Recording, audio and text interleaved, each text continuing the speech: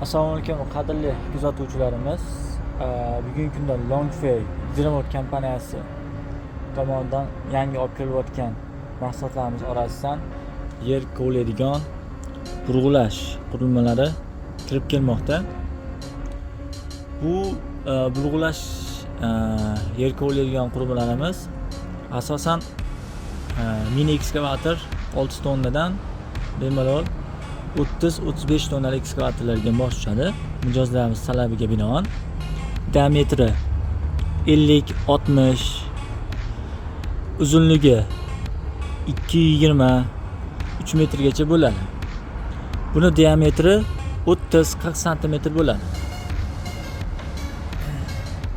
Yaqinda bitta mijozimiz buyurtma qilishdi. Xuddi shundan uzunligi 260-270 ko'p turganimizdek, diametri 30 sm.